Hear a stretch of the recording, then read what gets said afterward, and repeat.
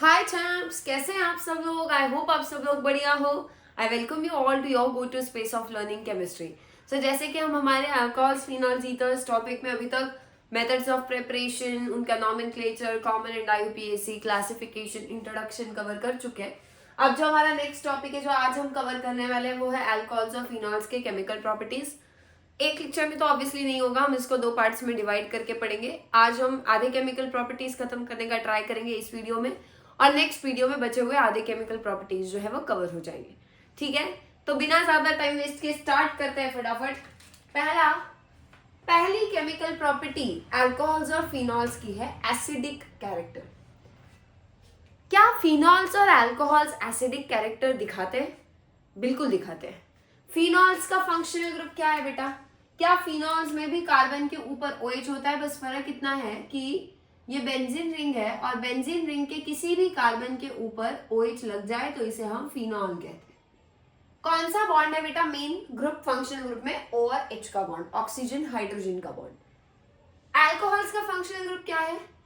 कोई भी normal carbon sp3 hybridise जब आपका OH ग्रुप से जुड़ा होता है तब हम इसे अल्कोहल कहते हैं। अब इन्हें एसिड की तरह बिहेव करने के लिए क्या करना पड़ेगा? एसिड्स की डेफिनेशन क्या है बेटा? जो वाटर में जाने के बाद, यानी जिन सब्सटेंसेस को हम वाटर में डिसॉल्व करते हैं और वाटर में डिसॉल्व होने के बाद जो H+ देते हैं उन्हें हम एसिड्स बुलाते हैं। एज पर कौन सी theory? Arrhenius theory of acids and bases क्या कहती है? जो सब्सटेंस पानी में डिसॉल्व होने के बाद H+ देगा वो सब्सटेंस आपका क्या हो जाता है? एसिडिक नेचर दिखा रहा है, ऐसा हम मानते हैं। राइट? अब यहाँ पे H लगा है क्या? करेक्ट। अगर ये और H का बॉन्ड टूट जाए यहां से तो क्या हो जाएगा? अब ऑक्सीजन और हाइड्रोजन का बॉन्ड कैसा है बेटा? पोलर। और ऑक्सीजन ज्यादा इलेक्ट्रोनेगेटिव तो अपने ऊपर डेल्टा माइनस, H अपने ऊपर क्या लेकर बैठता है? Delta plus. जैसे ही इसको हम पानी में डालते हैं ये पानी में O और H वाला बॉन्ड टूट जाता है। अब पानी के प्रेजेंस में क्यों टूटेगा वो भी सुन लो। जैसे ही आप फिनॉल को पानी में डालोगे, पानी क्या है बेटा? क्या पानी एम्फोटेरिक माना जाता है? एम्फोटेरिक यानी जो दोनों एसिड्स और बेसिस के साथ रिएक्ट करता है, जो खुद दोनों एसिड और बेस की तरह बिहेव करता है। एसिड की तरह काम कब करता है बेटा? जब सामने से कोई बेस आएगा, क्या तब तक एसिड अपना काम कर सकता है? नहीं। जब तक सामने से कोई बेस नहीं आएगा तब तक आपका एसिड की तरह काम नहीं कर सकता। सेम वे बेसिस के लिए भी यही जाता है। क्या होता है? बेस की तरह काम कब करता है बेटा? जब तक सामने उसके कोई एसिड नहीं होगा तब तक वो अपना बेसिक कैरेक्टर कैसे दिखाएगा? ये हर इसके लिए याद रखना है। हाइड्रोक्लोरिक एसिड एक एसिड है, बट कब? जब आप उसको पानी में डालते हो या जब कोई बेस सामने आता है वो तब एक एसिड की तरह काम करता है। ऐसे नहीं कि पड़े पड़े एसिड HCl का मन कर रहा है यार, HCl प्योर ले लिया और सोच रहे हो वहां से H+ निकल जाएगा। नहीं, सामने जब तक कोई बेस नहीं आता, चाहे वो बेस वाटर ही क्यों ना हो। इसीलिए एक्वियस सोल्यूशन में हम लोग ज्यादातर सब्सटेंसेस को डिसॉल्व करके H+ और OH- की बात करते हैं। ठीक, अब वाटर किसकी तरह काम कर सकता है? दोनों, एसिड बेस। अब किसकी तरह काम करेगा वो किस पे डिपेंड करेगा? वाटर के सामने अगर कोई एसिड आता है तो वाटर अपने आप को समझा के बेस की तरह काम करने लगता है, और अगर वाटर के सामने कोई बेस आता है तो वाटर अपने आप को समझा के एसिड की तरह काम करने लग जाएगा। यानी दोनों नेचर शो करता है। ऐसे सब्सटेंसेस को यानी वाटर को हम एम्फोटेरिक बुलाते हैं। ठीक, फिनॉल किसकी तरह काम करना चाहिए बेटा? एसिड की तरह। करवाते हैं एसिड की तरह काम। एसिड की तरह काम करने के लिए फिनॉल वाटर में जाते क्या करेगा? क्या ये H+ यहां से निकाल देगा? अब H+ निकलने के बाद क्या बन जाएगा बताओ? क्या यहाँ पे O का H निकल जाने के बाद O पे नेगेटिव आ जाएगा, और वो H+ कौन ले लेगा बेटा? क्या ये H+ वाटर ले सकता है? करेक्ट। और वाटर बेस की तरह काम करने लग जाएगा क्योंकि H+ एक्सेप्ट कर रहा है, और क्या बन जाएगा? H3O+ हाइड्रोनियम आयन बनेंगे। इस आयन को हम क्या बोलते हैं बेटा? आप बोलोगे यहाँ OH दिखाया था, यहाँ O दिखाया। बेटा अगर आपके बेंजीन पे एक ही जगह पे कोई ग्रुप जुड़ा है, जैसे यहाँ एक ही जगह पे ना और बाकी जगह तो खाली है, यहाँ पे भी सारा बेंजीन के सारे पोजीशन फिर इक्विवेलेंट होते हैं। एक ग्रुप लगाना है तो आप कहीं पे भी लगाओ, मैटर नहीं करता। दो ग्रुप होंगे ना तो फिर मैटर करेगा कि पहला ग्रुप और दूसरा ग्रुप कितने दूर है, बीच में कितने कार्बन छोड़ने हैं, वो मैटर करेगा। बट एक ही ग्रुप है तो आपको कहीं भी लिखो उसको फर्क नहीं पड़ता। ठीक है, अब इसका नाम क्या है बेटा? ये आपकी फिनाइल रिंग, और फिनाइल रिंग के साथ ऑक्साइड है, ऑक्सीजन है विद नेगेटिव चार्ज, इसे हम बोलते हैं फिनॉक्साइड आयन।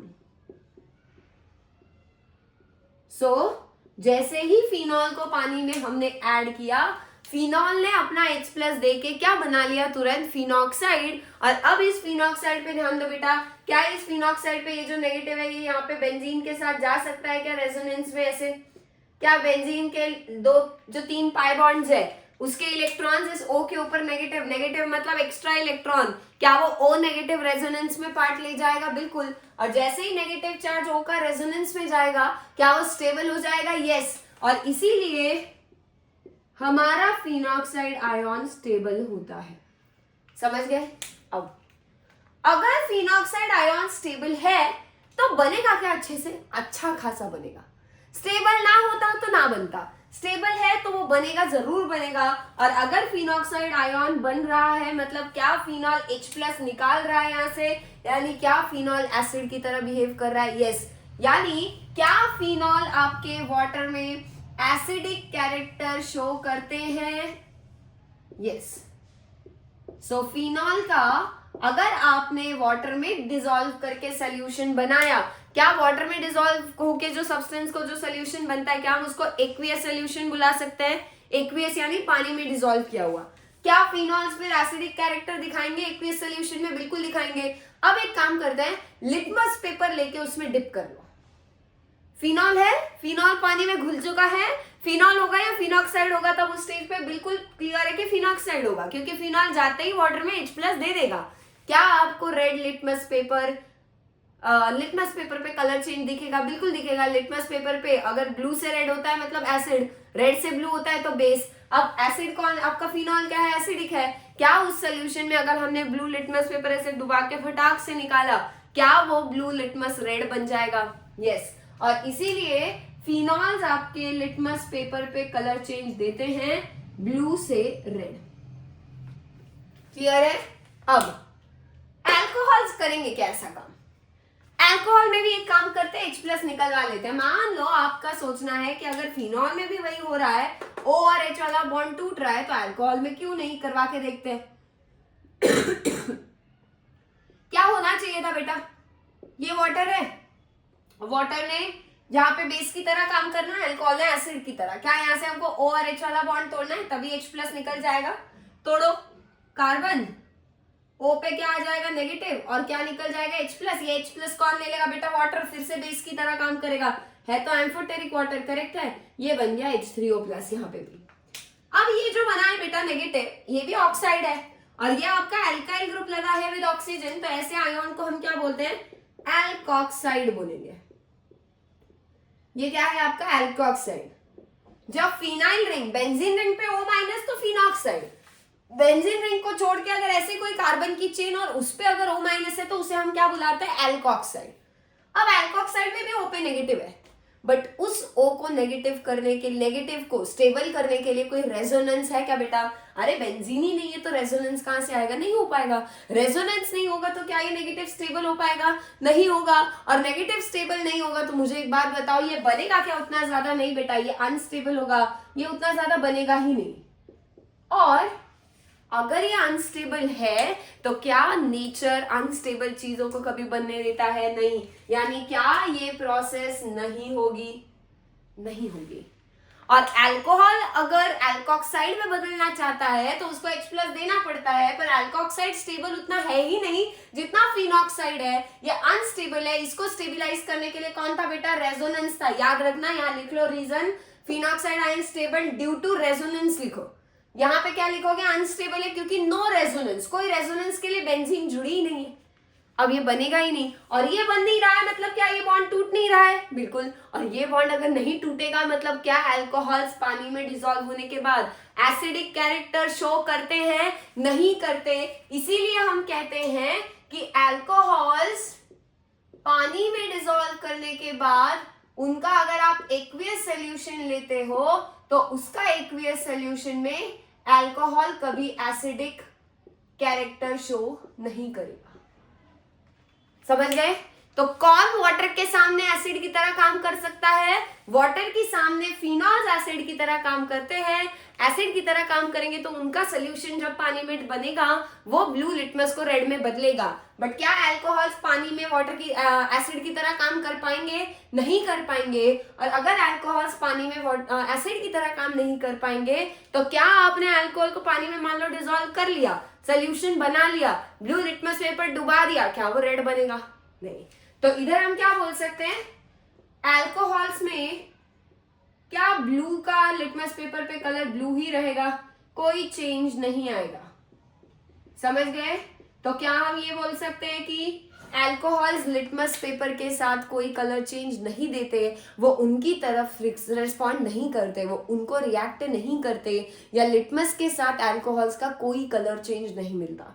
तो इसीलिए ऐसा भी कहा जाता है alcohols are neutral towards litmus paper, यानी उनका ना लिटमस पेपर पे ब्लू को रेड करते हैं ना रेड को ब्लू करते हैं, कोई कलर चेंज नहीं दिखाते, जैसा पेपर है वैसा ही कलर रहेगा, वापस डुबा के निकाल भी लोगे ना जो कलर है वैसा ही है, मतलब कोई रिएक्शन उन्होंने वहां पे लिटमस के साथ दी नहीं है। और इसीलिए बोला जाता है alcohols are neutral to litmus paper. But क्या फिनॉल्स न्यूट्रल है लिटमस पेपर के साथ? नहीं, वो तो कलर चेंज दे रहे हैं, वो तो ब्लू लिटमस को रेड में बदल रहे हैं क्योंकि एसिडिक कैरेक्टर दिखाते हैं। सो अगर आपको पूछा जाए अल्कोहल फिनॉल पानी में डाल के कौन एसिडिक कैरेक्टर शो करता है, तो फिनॉल करता है। ये फटाफट नोट करो। ये पहले जो हमने बात की किसके साथ किया बेटा? पानी के साथ। पानी के प्रेजेंस में कौन एसिडिक कैरेक्टर दिखाता है? पानी एम्फोटेरिक था तो दिखाना दोनों नहीं चाहिए था, बट ये स्टेबल होता है फिनॉक्साइड इसलिए दिखाता है। ये नहीं बनेगा, ये अनस्टेबल होगा इसलिए ये एसिडिक कैरेक्टर शो नहीं करता। फटाफट नोट करो फिर आगे पढ़ते हैं।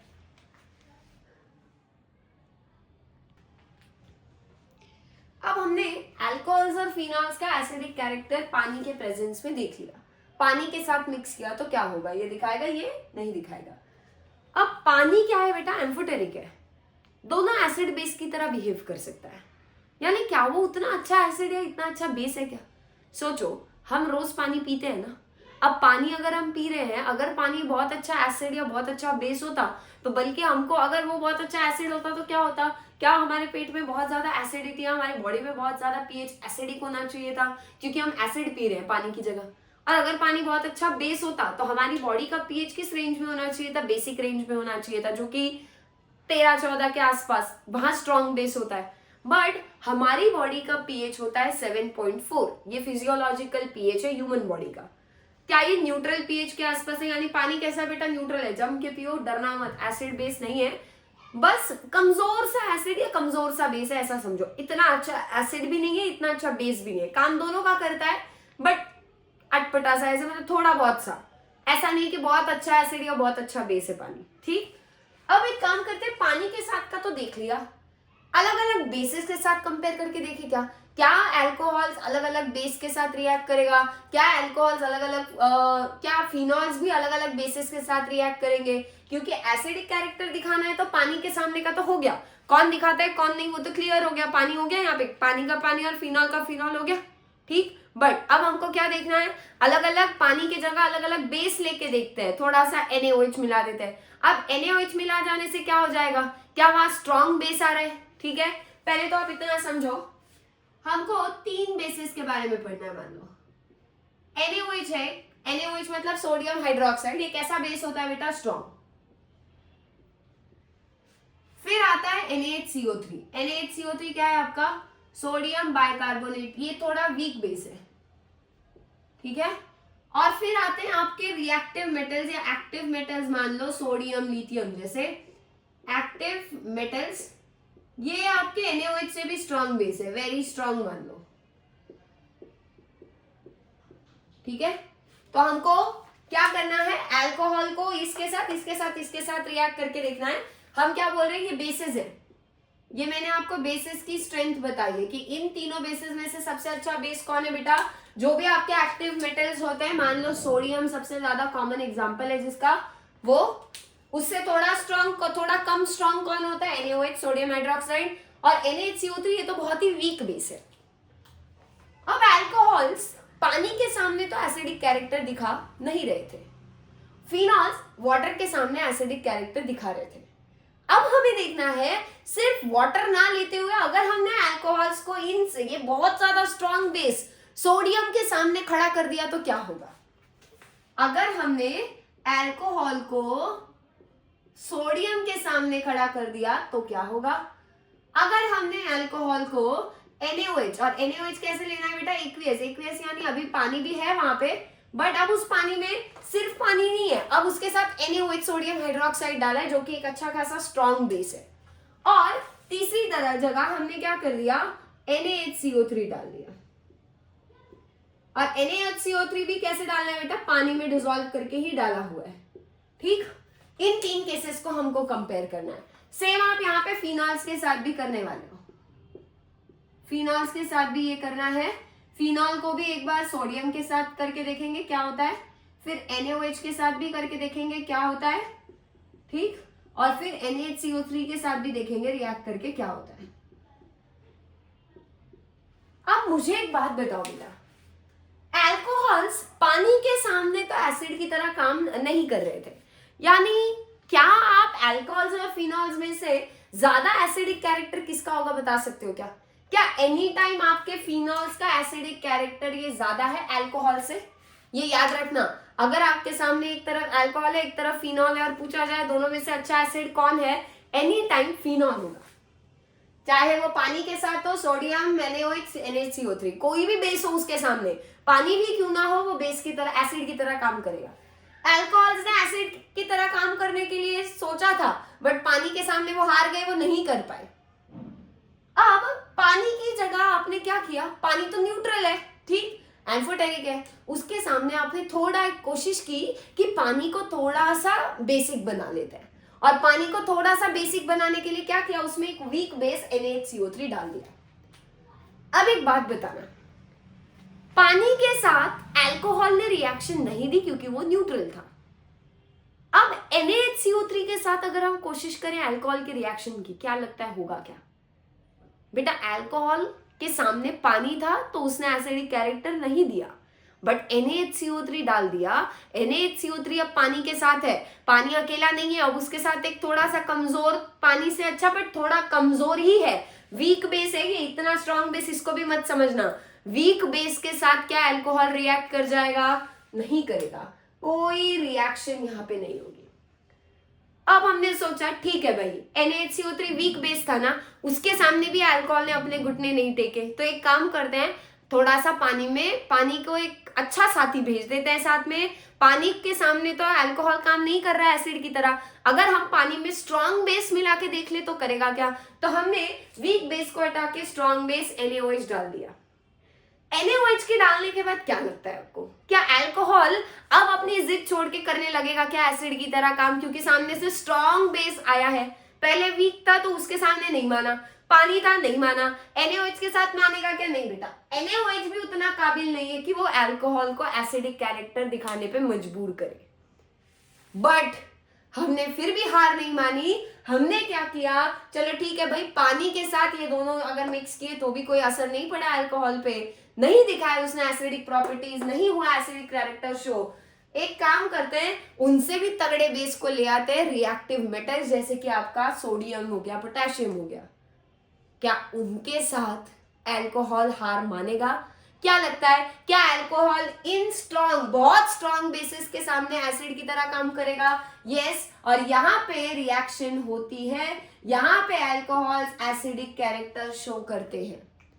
कैसे कंफर्म होगा कि अल्कोहल यहाँ पे सोडियम के साथ मिलकर एसिडिक कैरेक्टर दिखा रहा है? सोडियम हाइड्रोक्साइड के साथ नहीं दिखाया, सोडियम बाइकार्बोनेट के साथ भी नहीं दिखाया, क्योंकि ये उतने ज्यादा स्ट्रांग नहीं थे कि अल्कोहल को हरा सके।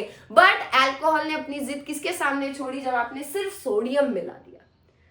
अब सोडियम को पानी में डाल के मिलाएंगे क्या बेटा? सोडियम पानी के साथ तो आग पकड़ लेता है, सोडियम के साथ पानी मिलाया तो बस हो गया, भाग जाना एक्सीडेंट होने से पहले। ऐसा कुछ करना मत कभी भी लैब में। सोडियम, मैग्नीशियम, लिथियम, ये सारे बहुत रिएक्टिव मेटल्स हैं, मॉइस्चर के थोड़ा भी टच में आए तो आग पकड़ते हैं। तो करोगे क्या, यहाँ पानी भी डालोगे क्या साथ में? नहीं, सिर्फ अल्कोहल को सोडियम के साथ डाला है, इनका कुछ नहीं है, इनको पानी में डिसॉल्व करके डाल दो। अब कैसे प्रूव होगा बेटा? तो जब अल्कोहल एसिड की तरह काम करेगा सोडियम मेटल की तरह काम करेगा। एसिड और मेटल, एसिड और मेटल, मेटल और एसिड मिलके क्या बनाते हैं? क्या सॉल्ट और हाइड्रोजन बनता है गैस? यस। तो यहाँ पे आपकी हाइड्रोजन गैस निकलेगी। और अगर हाइड्रोजन गैस निकलेगी तो क्या आपको थोड़ा सा बबलिंग होता हुआ या आपको फ्यूम्स आते हुए दिखेंगे बाहर? गैस निकल रही है, ऑब्वियसली नोटिस कर पाओगे ना आंखों से। हाँ, और गैस निकलेगी कौन सी? Hydrogen gas. गैस निकल रही है मतलब हाइड्रोजन बन रहा है, हाइड्रोजन बन रहा है मतलब अब अल्कोहल ने सोडियम के साथ रिएक्ट किया तभी बन रहा है ना। यानी अल्कोहल्स बेटा बहुत कमजोर एसिड है, उनको अगर आप चाहते हो कि वो एसिड की तरह काम करे तो उनके सामने वाली जो पार्टी लेकर आओगे ना बेस, वो बहुत टक्कर का होना चाहिए, बहुत अव्वल लेवल का बेस होना चाहिए, तभी वो रिएक्ट करेगा और तभी अल्कोहल अपने एसिडिक कैरेक्टर शो करेगा। ये आया तो बोलेगा अरे नहीं चल यार तू तो क्या है, तू तो बहुत वीक है, मैं नहीं कर रहा तेरे साथ। ये ठीक है तू स्ट्रांग है बट फिर भी मेरे लायक नहीं है। कौन होता है अल्कोहल्स के लायक? सिर्फ सोडियम जैसा मेटल। मेटल्स भी यहाँ पे आपका सोडियम किसकी तरह काम कर रहा है? अल्कोहल के लिए एक बेस की तरह काम करेगा। यहाँ पे आपका सोडियम एल्कोक्साइड बन जाएगा, अल्कोहल का H+ निकल जाएगा, अल्कोहल का H+ निकलने के बाद अल्कोहल किस में बदल जाएगा बेटा? क्या अल्कोहल से RO- बनेगा? RO- पे आपका सोडियम जाके लग जाएगा Na+, सोडियम एल्कोक्साइड बना और साथ में हाइड्रोजन गैस निकल गई। हाइड्रोजन गैस के निकलने से हमने ये प्रूव कर लिया कि यहाँ पे रिएक्शन हुई, अल्कोहल ने एसिड की तरह काम कर लिया। अब फिनॉल क्या थे बेटा? क्या फिनॉल अल्कोहल से तो बेटर ही एसिड्स थे, बराबर है। अब अल्कोहल सोडियम के साथ अगर इजीली रिएक्ट कर रहा है, क्या अल्कोहल आपका सोडियम के साथ में काम कर पा रहा है एसिड की तरह? हाँ, तो फिनॉल से तो फिनॉल उससे तो अच्छी एसिड है, क्या वो सोडियम के साथ वो भी एसिड की तरह काम करेंगे? यस करेंगे। और यहाँ पे भी रिएक्शन होगी और क्या मिलेगा? हाइड्रोजन। क्या फिनॉल्स आपके NaOH जैसे स्ट्रॉन्ग बेस के साथ रिएक्ट करेंगे? बिल्कुल करेंगे, यहाँ पे भी रिएक्शन होगी। बट NaHCO3 एक ऐसा बेस है बेटा, वीक बेस। अगर वो वीक बेस है तो फिर क्या होगा? यहाँ पे NaHCO3 वीक बेस की तरह काम कर रहा है तो वो अल्कोहल, वो फिनॉल के साथ भी नहीं जीत सकता। फिनॉल के साथ NaHCO3 की भी रिएक्शन नहीं हो पाएगी। क्लियर है? सो इसी नोट पे पहले एक काम करो, इतना लिख लो, फिर हम आगे बढ़ते हैं प्राइमरी सेकेंडरी अल्कोहल्स और टर्शरी को डिस्टिंग्विश करने के लिए। सो इससे आई होप आपको एक चीज की क्लियर हो गई होगी। यहाँ पे भले अल्कोहल ने एसिडिक कैरेक्टर नहीं दिया, क्या उसने रिएक्टिव मेटल सोडियम जैसों के सामने दे दिया? यस। तो यानी इससे समझ आता है कि अल्कोहल्स भी एसिडिक कैरेक्टर दिखाते हैं, फिनॉल्स इतना नहीं, बहुत कम, और वो बहुत कम एसिडिक नेचर तक पहुंचने के लिए बहुत तगड़ा बेस लेना पड़ेगा साथ में, और वो आपका सबसे स्ट्रॉन्ग इनमें से कौन है? आपके रिएक्टिव मेटल है। सिर्फ मेटल डाल दो, हाइड्रोजन के फ्यूम्स निकल गए, मतलब अल्कोहल में एसिडिक कैरेक्टर है। इनफैक्ट कभी कभी आपके अगर मॉलिक्यूल में OH ग्रुप यानी अल्कोहल वाला फंक्शनल ग्रुप है या नहीं, वो ढूंढने के लिए भी ये टेस्ट कभी कभी लैब में की जाती है। मॉलिक्यूल में सोडियम डाल दिया, अगर सोडियम के जाने से वहां पे फ्यूम्स निकल गए, फ्यूम्स बने मतलब वहां हाइड्रोजन निकला है, तो वहां अल्कोहल हो सकता है, ये हम लोग समझ सकते हैं। क्लियर है? सो आपको ये पता होना चाहिए कौन किसके साथ एसिडिक कैरेक्टर दिखाता है या रिएक्ट करता है और कौन किसके साथ एसिडिक कैरेक्टर दिखाता नहीं है। क्लियर है? अब अगला क्या है हमारा? प्राइमरी सेकेंडरी और टर्शरी अल्कोहल्स को डिस्टिंग्विश करना है। यानी ये तो कंफर्म हो गया चलो कि अल्कोहल है, किस टाइप का अल्कोहल है, क्या वो 1 डिग्री 2 डिग्री या 3 डिग्री, कौन से टाइप का अल्कोहल है भाई वो पता करना है। क्या करते हैं हम? टेस्ट का नाम याद रखो, वो होती है ल्यूकास टेस्ट। जो टेस्ट हम करने वाले हैं अल्कोहल्स को आपस में डिस्टिंग्विश करने के लिए, वो कौन सी है? Lucas test. और ल्यूकास टेस्ट में जो रिएजेंट हम यूज करेंगे उसका नाम भी होता है ल्यूकास रिएजेंट। सो अगर आपको अल्कोहल्स को एक दूसरे के साथ कंपेयर करके डिस्टिंग्विश करना है तो कौन सा टेस्ट यूज करते हो? Lucas test. ल्यूकास टेस्ट में यूज होने वाला रिएजेंट कौन सा है? ल्यूकास रिएजेंट है। अब ल्यूकास रिएजेंट का फॉर्मूला हमने हैलोजन डेरिवेटिव्स पढ़ते वक्त ऑलरेडी पढ़ा है। वैसे क्या यूज होता है? HCl। HCl के साथ क्या होता है आपका? ZnCl2 zinc chloride. इन दोनों के कॉम्बिनेशन को जब इन दोनों को एक साथ लेते हैं तब उसे ल्यूकास रिएजेंट हम बोलते हैं। ठीक है? सो अगर आपके अल्कोहल्स प्राइमरी सेकेंडरी और टर्शरी कोई भी हो, उनको जब हम HCl के साथ रिएक्ट करेंगे in presence of anhydrous zinc chloride, reaction कैसे होगी पहले वो समझो। ये ले लिया मैंने अल्कोहल। अल्कोहल यानी कैसे दिखा सकते हैं? क्या हम अल्कोहल को ROH से दिखा सकते हैं? किसके साथ रिएक्ट करना है बेटा इसको? HCl के साथ। बट HCl अकेला काफी नहीं होता है, तो हमको क्या लेना पड़ेगा यहाँ पे? अनहाइड्रस। अनहाइड्रस का मतलब क्या होता है? जिसमें पानी बिल्कुल ना हो, मॉइस्चर बिल्कुल ना हो। ZnCl2 डाल दिया थे ल्यूकास रिएजेंट, बराबर है। अब क्या होगा यहाँ पे? ये जो आपके अल्कोहल का OH होता है बेटा, वो आपके Cl से रिप्लेस हो जाता है, और H और OH मिलके आपका क्या हो जाता है? OH की जगह क्या आ जाएगा? Cl, ठीक है। OH की जगह Cl आ जाएगा, बट OH किसके साथ बाहर निकल जाएगा? क्या फिर इस बचे हुए H के साथ निकल जाएगा? OH और H मिलके क्या बना लेंगे यहाँ पे? क्या आपका वाटर बन जाएगा, और R और Cl अटैच हो जाएंगे क्या एक दूसरे के? जहां OH था, क्या उसी OH की जगह आपका Cl आता हुआ दिखाई दे रहा है? क्या बना है? एल्काइल क्लोराइड और पानी बन रहा है। यानी अगर मैंने एक टेस्ट ट्यूब ली, उस टेस्ट ट्यूब में मैंने एक अल्कोहल डाला, उस अल्कोहल में अगर ऊपर से मैंने HCl डाला, HCl के साथ अगर मैंने थोड़ा सा अनहाइड्रस ZnCl2 भी डाल दिया, रिएक्शन उस टेस्ट ट्यूब में क्या बनने वाला है? Are chloride. आर क्लोराइड यानी आपका एल्काइल क्लोराइड, और साथ में वाटर बनेगा। अब सिंपल सी बात बताओ, अल्कोहल और HCl ये कौन सा लेंगे हम? हाइड्रोक्लोरिक एसिड लेंगे, पानी होगा वहां पे, उसके साथ सोल्यूशन लेंगे ना HCl का, पानी होगा, एक्वियस होगा या डाइल्यूट HCl मान लो। पानी है, अल्कोहल है। आपके टेस्ट ट्यूब में पहले जब आप सोल्यूशन देखोगे, रिएक्शन शुरू होने से पहले अल्कोहल के साथ HCl होगा। HCl मतलब सिर्फ डायरेक्टली HCl नहीं, वहां पानी होगा। डाइल्यूट HCl लेंगे, डाइल्यूट यानी क्या? वहां पे अल्कोहल, HCl और उसके साथ साथ पानी ऑलरेडी है, करेक्ट है। बट क्या अल्कोहल्स पानी में डिसॉल्व होते हैं? HCl तो होगा ही होगा, HCl तो होता ही है पानी में डिसॉल्व। क्या अल्कोहल्स भी पानी में सॉल्युबल होते हैं? हाँ, क्योंकि हाइड्रोजन बॉन्डिंग दिखाते हैं। तो क्या आपका ये पूरा का पूरा सोल्यूशन जो पानी में बना हुआ है, जहां अल्कोहल भी है और HCl भी है, क्या वो आपका पूरी तरह से क्लियरली डिसॉल्व हुआ होगा? और डिसॉल्व हुआ होगा, क्या मतलब वो सोल्यूशन पूरा क्लियर होगा? आपको कोई ऐसे मान लो पानी में नमक डाला, घुल जाता है, नमक घुलने के बाद दिखाई देता है क्या? अरे कहाँ गया नमक? सेम अल्कोहल और HCl पानी में डिसॉल्व हुए होंगे, क्या वो दिखाई देंगे आंखों से ऐसे घूमते हुए? नहीं। क्या आपका सोल्यूशन क्लियर और ट्रांसपेरेंट होगा? हम बोल सकते हैं बिल्कुल। तो पहले सोल्यूशन रिएक्शन से कैसा होगा बेटा? क्लियर होगा। पर जैसे जैसे रिएक्शन हो रही है, एल्काइल क्लोराइड बनता जा रहा है, एल्काइल क्लोराइड के साथ पानी भी बन रहा है। एल्काइल क्लोराइड यानी आपका ये एल्काइल हैलाइड है। एल्काइल हैलाइड्स पानी में डिसॉल्व होते हैं क्या? नहीं। अब एल्काइल हैलाइड्स पानी में डिसॉल्व नहीं होते, इसको किसके साथ कंपेयर करके याद करो? पानी में मिट्टी डिसॉल्व होती है क्या? नहीं। क्या आप पानी में मिट्टी खोलने का देख सकते हो? अरे ये रहे मिट्टी के दाने, मिट्टी नीचे सेटल हो जाती है, पर घुलती है क्या पानी में? नहीं। क्या आपको पूरा सोल्यूशन क्लियर ट्रांसपेरेंट मिलता है, या क्या होता है? क्या प्रेसिपिटेट जैसा दिखता है उसमें? प्रेसिपिटेट यानी सॉलिड के ऐसे दाने दिखते हैं घूमते हुए।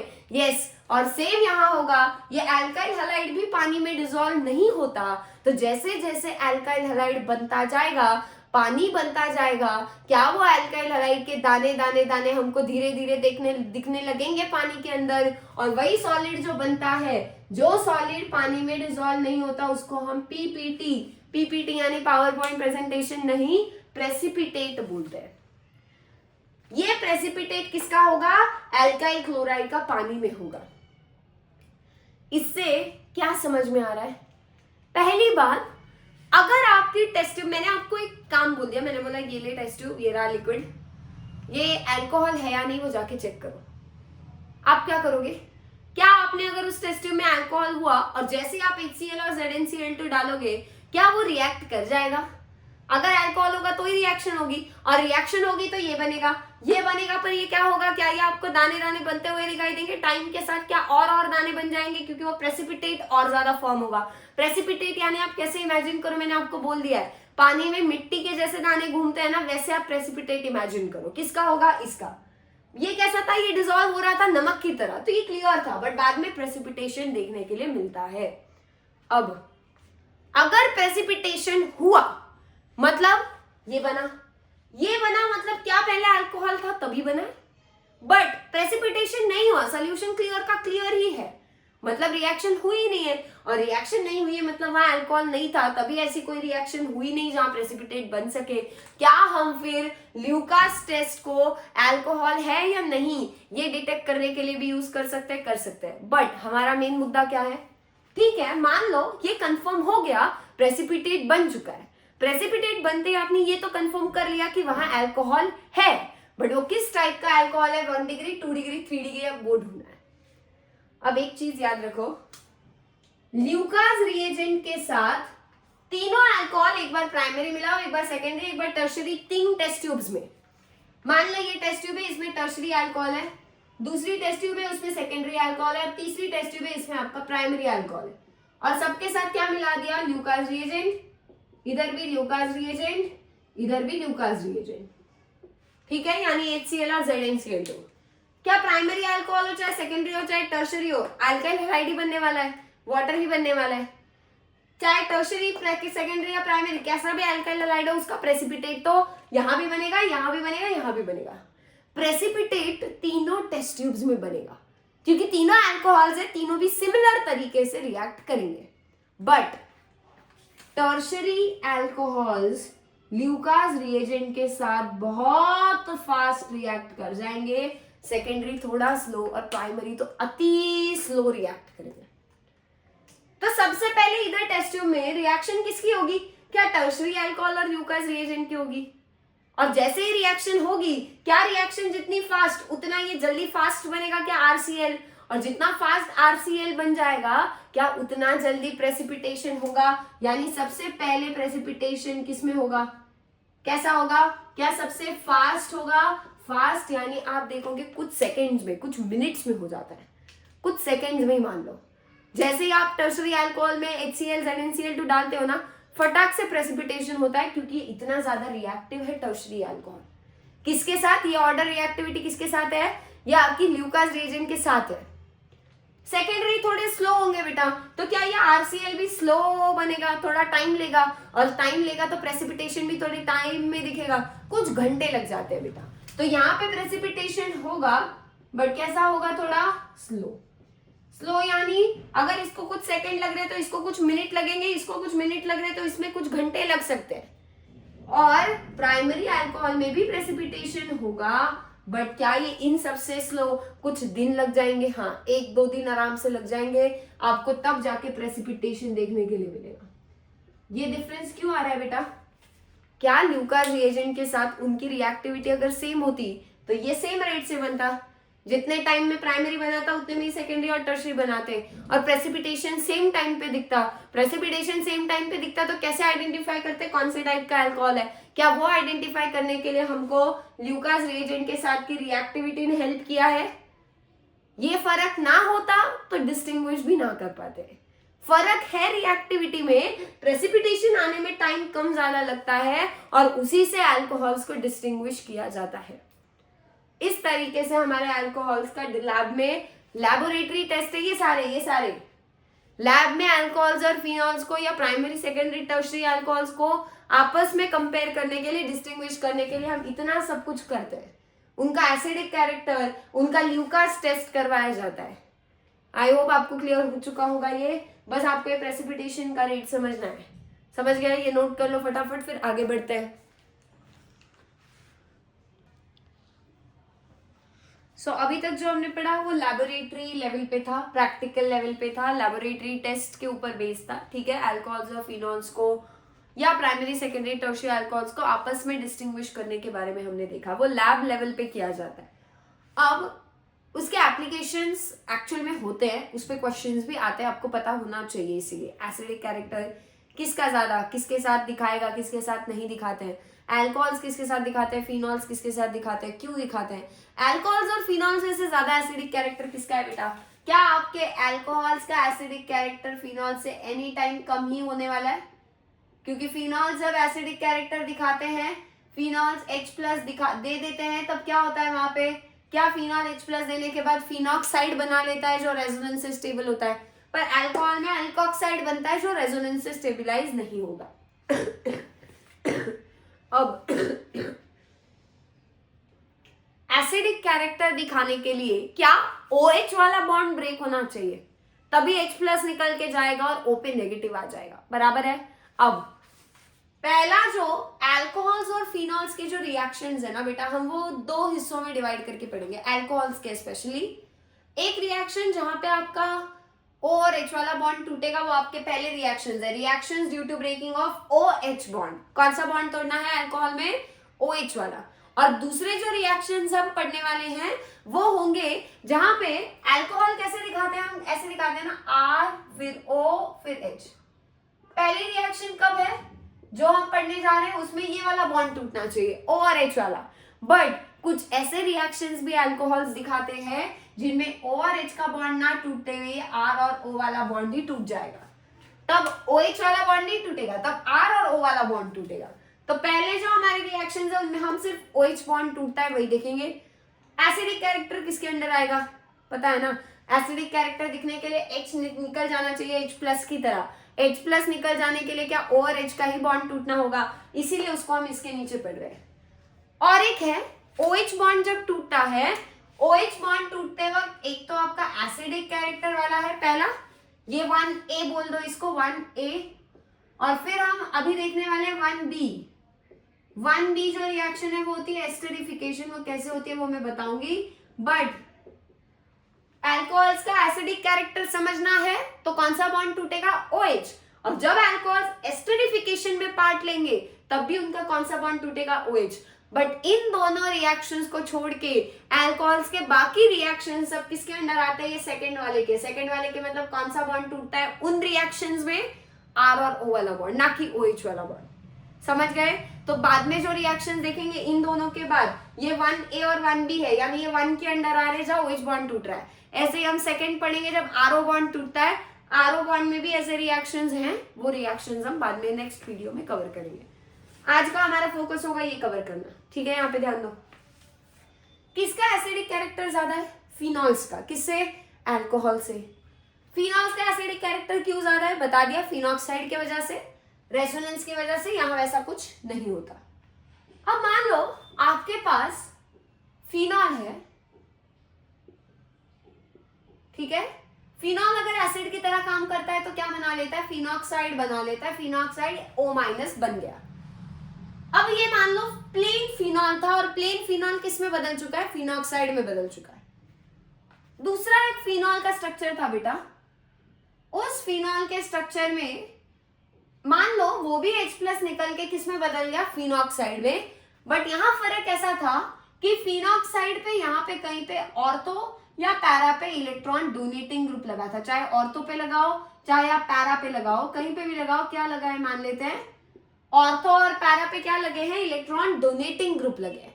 इलेक्ट्रॉन डोनेटिंग ग्रुप्स क्या करते हैं? क्या वो बेंजीन को इलेक्ट्रॉन देते हैं? ऐसे डोनेटिंग मतलब डोनेटिंग का उनका काम क्या है? बेंजीन को इलेक्ट्रॉन डोनेट करना। दूसरी तरफ एक फिनॉक्साइड है, जो फिनॉल है वही एसिड की तरह काम करने लगा और फिनॉक्साइड बना लिया उसने H प्लस देके। बट इधर क्या था? ऑर्थो और पैरा पे इलेक्ट्रॉन विड्रॉइंग ग्रुप्स लगे हुए थे, ऑर्थो पे और पैरा पे। जैसे पहले ऑर्थो पैरा पे डोनेटिंग लगाया, यहां कुछ भी नहीं है, बिना इलेक्ट्रॉन डोनेटिंग विड्रॉइंग ग्रुप्स के, और ये विड्रॉइंग ग्रुप वाला है। कौन सा फिनॉक्साइड सबसे ज्यादा स्टेबल होगा? ये फिनॉक्साइड, ये फिनॉक्साइड, ये फिनॉक्साइड। क्या लगता है असर पड़ेगा या नहीं? बिल्कुल पड़ता है। अब देखो O पे नेगेटिव स्टेबल होने के लिए क्या होना चाहिए? ये नेगेटिव बेंजीन के पास जाना चाहिए रेजोनेंस में, बराबर है? क्या बेंजीन के साथ ये नेगेटिव ऑक्सीजन वाला रेजोनेंस में जाता है और वो रेजोनेंस से ही O का नेगेटिव स्टेबल होता है। अब O नेगेटिव दे रहा है, नेगेटिव दे रहा है बेंजीन को, मतलब क्या नेगेटिव? मतलब इलेक्ट्रॉन्स बेंजीन की तरफ आ रहे हैं क्या ऑक्सीजन से? यानी O से इलेक्ट्रॉन बेंजीन को मिल रहे हैं, O से इलेक्ट्रॉन बेंजीन को मिल रहे हैं, O से इलेक्ट्रॉन बेंजीन को मिल रहे हैं, बराबर है? O पे नेगेटिव है, नेगेटिव मतलब इलेक्ट्रॉन ज्यादा है। क्या वो O नेगेटिव बेंजीन की तरफ इलेक्ट्रॉन्स भेज रहा है? इसलिए मैंने एरो देखो ऐसा दिखा है, ठीक है? अब यहां कुछ भी नहीं लगा है तो इसको थोड़ी देर के लिए भूल जाओ। यहां देखो इलेक्ट्रॉन डोनेटिंग ग्रुप क्या करते हैं? क्या इलेक्ट्रॉन डोनेटिंग ग्रुप भी बेंजीन को इलेक्ट्रॉन देने पे लगे पड़े? ये भी दे रहा है, ये भी दे रहा है। विड्रॉइंग ग्रुप क्या करते हैं बेटा? विड्रॉइंग ग्रुप बेंजीन से इलेक्ट्रॉन्स को खींच लेते हैं, बाहर की तरफ खींचेंगे इलेक्ट्रॉन्स को, ठीक है? अब सोचो हमें हमारे O का नेगेटिव स्टेबल होने के लिए क्या होना चाहिए, जितना जल्दी ये O का नेगेटिव रेजोनेंस में जाएगा या जितना ज्यादा वो रेजोनेंस में जाएगा बेंजीन के साथ उतना स्टेबल, करेक्ट है।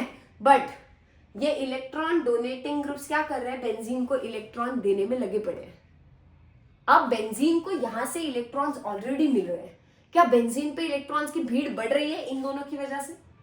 और बेंजीन कैसा हो रहा है बेटा, इलेक्ट्रॉन रिच। और बेंजीन अगर यहाँ पे इलेक्ट्रॉन रिच होगा तो क्या वो इतने आसानी से O के इलेक्ट्रॉन्स लेने के लिए मानेगा, नहीं मानेगा। तो क्या यहाँ पे रेजोनेंस जो है वो रेजोनेंस स्लो हो जाएगा, और रेजोनेंस स्लो होगा तो क्या हो जाएगा, क्या ये थोड़ा कम, उसका स्टेबिलिटी थोड़ी कम होती हुई दिखेगी, बिल्कुल। जितना ज्यादा रेजोनेंस उतना स्टेबल होगा फिनॉक्साइड।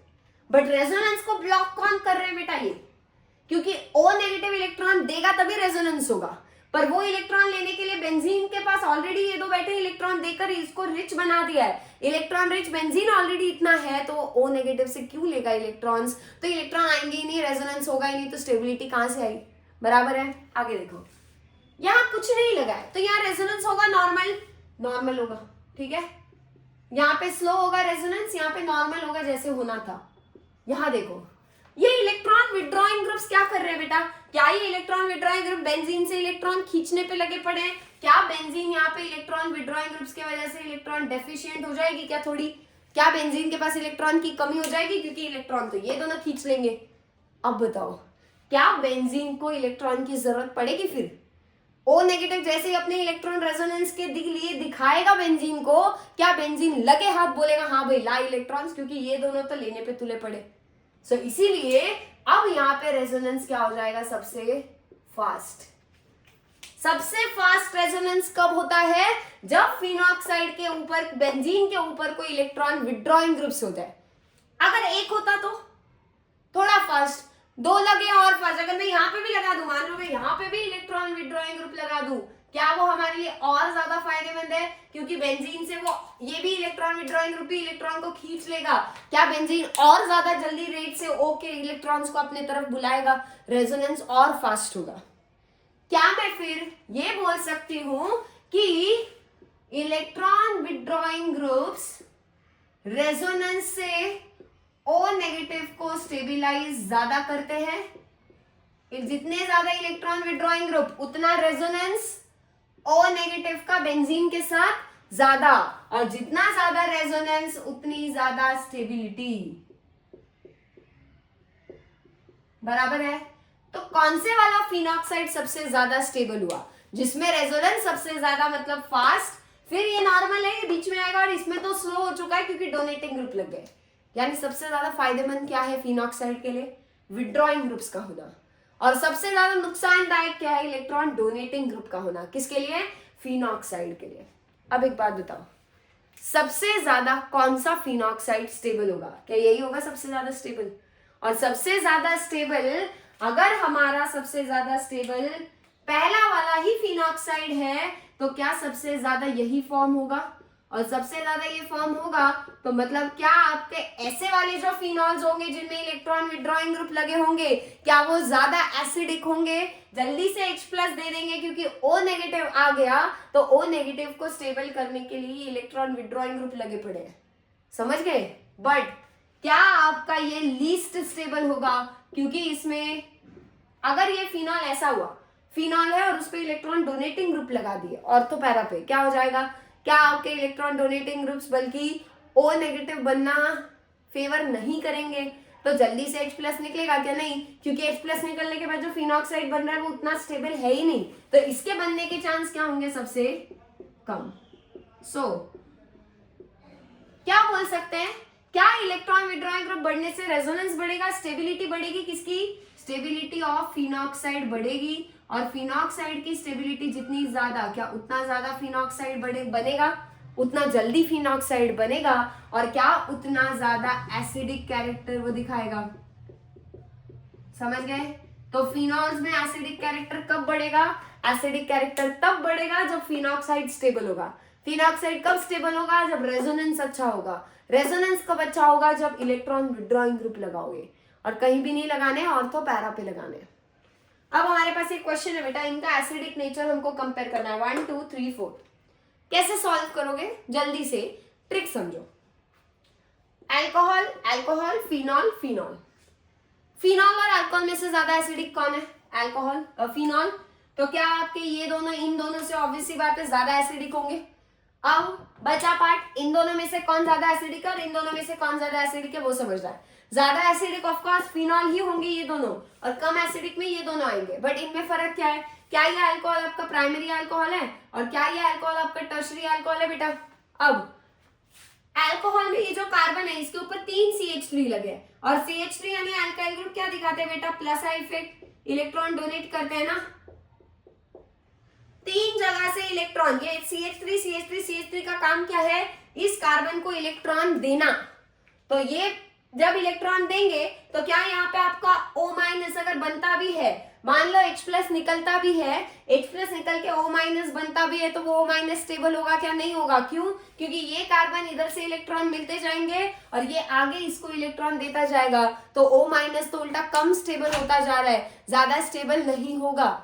समझ गए? सो टर्शरी अल्कोहल की एसिडिक कैरेक्टर क्या होगा? कम होगा। अब ये प्राइमरी है बेटा, इसको भी CH3 इलेक्ट्रॉन दे रहा है, बट कितने CH3 लगे? एक ही जगह से इलेक्ट्रॉन आ रहे हैं ना, तो अगर यहाँ से H+ निकल के नेगेटिव O पे आता भी है तो उसके ऊपर इतना ज्यादा प्रेशर आएगा क्या? नहीं, क्योंकि एक ही इलेक्ट्रॉन डोनेटिंग ग्रुप है या एक ही प्लस आई वाला ग्रुप है। यहाँ 3 थे, ये तीनों O- को कम स्टेबल करने पे तुले हुए थे, क्योंकि तीनों मिलके इलेक्ट्रॉन कार्बन को दे रहे हैं और कार्बन O के ऊपर लगा है, कार्बन आगे O- को इलेक्ट्रॉन देगा। O पे खुद नेगेटिव चार्ज है पहले से, उसको और इलेक्ट्रॉन दोगे तो वो कैसे रहेगा बेचारा? समझ गए? यहाँ क्या होगा? O पे नेगेटिव आता भी है, यहाँ से CH2 इलेक्ट्रॉन देगा भी, तो कितनी जगह से दे मिल रहे हैं उसको? एक से, तो थोड़े बहुत कम ही जाएंगे। तो इन दोनों में से ज्यादा एसिडिक कौन हुआ? 2 वाला जो है वो ज्यादा एसिडिक हुआ। अब इन दोनों में से देखते हैं NO2 क्या है बेटा? किस टाइप का ग्रुप है? Electron withdrawing group. कौन सी जगह लगाई? ये दोनों ऑर्थो, इन दोनों को हम क्या बोलेंगे? ऑर्थो। ये दोनों क्या हो जाएंगे बेटा? ये क्या होगा आपका? पैरा। बराबर है? NO2 पैरा पे लगा है इलेक्ट्रॉन विड्रॉइंग ग्रुप, और ये क्या है आपका? सिंपल फिनॉल है जिसमें ना इलेक्ट्रॉन डोनेटिंग ग्रुप है ना विड्रॉइंग ग्रुप। क्या इलेक्ट्रॉन विड्रॉइंग ग्रुप से एसिडिक कैरेक्टर बढ़ता है? एक हो चाहे चलेगा, यहाँ तो कुछ भी नहीं है ना, यहाँ तो इलेक्ट्रॉन विड्रॉइंग नहीं है, डोनेटिंग भी नहीं है, तो इलेक्ट्रॉन विड्रॉइंग वाला ज्यादा एसिडिक होगा क्या? क्या हो जाएगा? क्या थर्ड फोर्थ? क्या ऑर्डर आएगी? फोर्थ का एसिडिक कैरेक्टर थर्ड से ज्यादा, थर्ड का सेकंड से ज्यादा, सेकंड का 1 से ज्यादा। हम लोग जो भी बात कर रहे हैं एसिडिक कैरेक्टर का, जो भी कंपैरिजन किया जा रहा है वो कब किसके बेसिस पे किया जा रहा है? अगर OH में से H+ निकलता है तो H+ निकलने के बाद जब नेगेटिव O के ऊपर आता है, वो नेगेटिव ऑक्सीजन पे कितना ज्यादा स्टेबल है उससे डिसाइड होता है। समझ गए? वो नेगेटिव जितना स्टेबल होगा, आगे जो उसके ऊपर O नेगेटिव के ऊपर जो ग्रुप लगे हैं ना बेटा, वो कैसे होने चाहिए? उसको सपोर्ट करने वाले होने चाहिए। O के ऊपर नेगेटिव है, उसके ऊपर नेगेटिव है, तो उसके साथ लगे हुए ग्रुप क्या करना चाहिए? उन्होंने उस नेगेटिव को खींचना चाहिए ताकि ऑक्सीजन का बाहर कम हो। बट यहाँ देखो, जबरदस्त इलेक्ट्रॉन्स खींचने चाहिए ऑक्सीजन से, पर ये तो उल्टा दे रहे हैं, बल्कि ये इस कार्बन को देंगे और कार्बन आगे इसको पास करेगा, तो बल्कि उसके ऑपोजिट में जा रहे हैं ना। यहाँ देखो, ये विड्रॉइंग ग्रुप क्या करेगा? O पे जैसे नेगेटिव आएगा, क्या उसके इलेक्ट्रॉन्स को खींचने में हेल्प करेगा बेंजीन की? बिल्कुल। यानी ये इलेक्ट्रॉन विड्रॉइंग ग्रुप हमेशा ऑक्सीजन OH का साथ देते हैं एसिड की तरह काम करने में, O नेगेटिव को स्टेबल बनाने में। पर जो इलेक्ट्रॉन डोनेटिंग वाले ग्रुप्स होते हैं ना, वो आपके ऑक्सीजन के ऊपर नेगेटिव आने के चांसेस को कम कर देते हैं, और इस तरीके से एसिडिक कैरेक्टर अफेक्ट होगा। अब अगर आपको ऑप्शंस में मान लो ऐसा ऑप्शन दिखाई दे 3, जहां फिनॉल्स को कम एसिडिक दिखाया है अल्कोहल से, एक ही ऑप्शन है जहां फिनॉल ज्यादा एसिडिक दिखाया है अल्कोहल से, क्या आप आंख बंद करके, मतलब आंखें खुली रख के आंसर डायरेक्टली मार्क कर पाओगे बिना ज्यादा सोचे समझे? क्योंकि फिनॉल्स एनी टाइम अल्कोहल से ज्यादा एसिडिक है। तो अगर आपको कोई ऑप्शन में 4 और 3 पीछे दिए होंगे और 1 और 2 आगे दिए होंगे, यानी अल्कोहल की एसिडिटी ज्यादा और फिनॉल्स की कम बोली होगी, तो वो तो गलत हुआ। अब एसिडिक कैरेक्टर से क्या हम Ka और pKa बता सकते हैं? यस, जितना ज्यादा एसिडिक कैरेक्टर उतना Ka एसिड का क्या होता है? ज्यादा, उतना pKa क्या होता है बेटा? कम। तो बताओ इन चारों का एसिडिक कैरेक्टर का जो सीक्वेंस है, जो एसिडिक कैरेक्टर बढ़ेगा तो के भी बढ़ेगा, तो क्या के का और एसिडिक कैरेक्टर का भी सेम सीक्वेंस होगा? जो आपने एसिडिक कैरेक्टर का सीक्वेंस लिखा है वही सेम किसका होगा? के का भी होगा। जो जितना ज्यादा एसिडिक उतना उसकी के की वैल्यू भी ज्यादा होती है, समझ गए? तो इसका के सबसे ज्यादा, इसका कम, उससे कम, उससे कम। बट पीके क्या होता है? जैसे जैसे के बढ़ता है पीके कम होता है, तो पीके का ऑर्डर क्या आएगा? क्या पीके रिवर्स हो जाएगा? तो 1 का पीके सबसे ज्यादा, 2 का उससे ज्यादा कम, 3 का उससे कम और 4 का सबसे कम। सो बेसिकली जितना ज्यादा एसिडिक कैरेक्टर उतना के ज्यादा, उतना पीके कम होता है। इस तरीके से हम एसिडिक कैरेक्टर के ऊपर क्वेश्चंस देख सकते हैं। आपको एसिडिक कैरेक्टर ना पूछते हुए के और पीके का भी ऑर्डर पूछा जा सकता है, इसलिए मैंने वो भी आपको यहाँ पे बता दिया। याद रखना, एसिडिटी जिसकी ज्यादा उसका के ज्यादा, उसका पीके उतना ही कम होता है। तो पहले आप एसिडिक कैरेक्टर का सीक्वेंस लगाओ, के का पूछा होगा तो वही सेम होगा, पीके पूछा होगा तो बस उल्टा कर देना, समझ गए? ध्यान से इजीली क्वेश्चंस पढ़ने हैं, के पीके में से किसके ऊपर पूछा गया है वो भी ध्यान देना है। सो इसी नोट पे एक काम करते हैं, आज हम यहीं पे स्टॉप करते हैं। हमारा जो एस्टरिफिकेशन है ये भी OH बॉन्ड ब्रेकिंग की वजह से होता है, इसको हम नेक्स्ट क्लास में कवर कर लेंगे। उसके बाद R और O वाले बॉन्ड टूटने के लिए भी कुछ रिएक्शंस कम है, वो भी हम नेक्स्ट लेक्चर में कवर कर लेंगे। सो इसी नोट पे आज हम यहीं पे स्टॉप करते हैं। अच्छे से नोट्स बनाओ, अच्छे से पढ़ो, रिवाइज करके अगले लेक्चर में आना, ठीक है? मिलते हैं जल्दी नेक्स्ट वीडियो में नेक्स्ट पार्ट के साथ। तब तक के लिए सबको हैप्पी लर्निंग।